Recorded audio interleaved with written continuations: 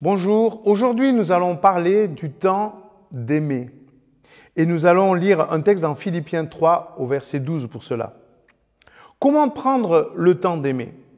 Et Paul va répondre que c'est par la connaissance du Christ qui nous apprend à vivre dans l'amour.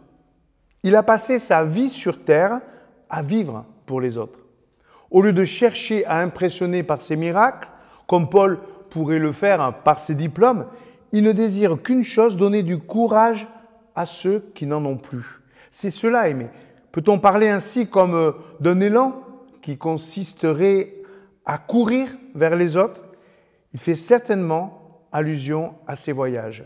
Et voilà ce qu'il dit dans Philippiens 3, 12. Paul parle. « Je ne prétends pas avoir déjà atteint le but ou avoir déjà été conduit à la perfection, mais je poursuis ma course pour m'efforcer de le saisir, car j'ai moi-même été saisi par le Christ, Jésus. » Comment le Christ a-t-il saisi Paul? Par son amour et par son pardon. Après quoi Paul court-il? Il court la même course que celle du Christ.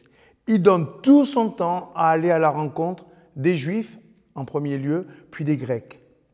Le Christ qui est venu à sa rencontre en lui courant après, mérite que Paul fasse désormais la même course auprès de tous ceux qui ont besoin de la grâce et du pardon de Christ.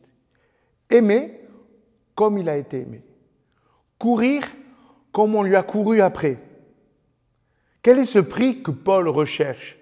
Est-ce la seule perfection? La perfection chrétienne se situe précisément dans l'amour. On le voit dans Colossiens 3, où il est dit « Par-dessus tout cela, revêtez-vous de l'amour qui est le lien de la perfection. » Il n'y a pas de perfection en soi sans lien, sans ce lien de l'amour. Paul ne pose pas ici une énigme. Pourquoi ou pour qui Christ est-il venu sur terre? Ou pourquoi ou pour qui est-il mort sur la croix? Il a fait pour toi et pour moi. L'amour est contagieux et plus enrichissant que tout. Voilà l'économie du royaume. Sa richesse, ce n'est pas l'argent, ce n'est pas l'intérêt. Il se situe dans le gain d'une personne perdue, enfin retrouvée par le Christ, pour le Christ.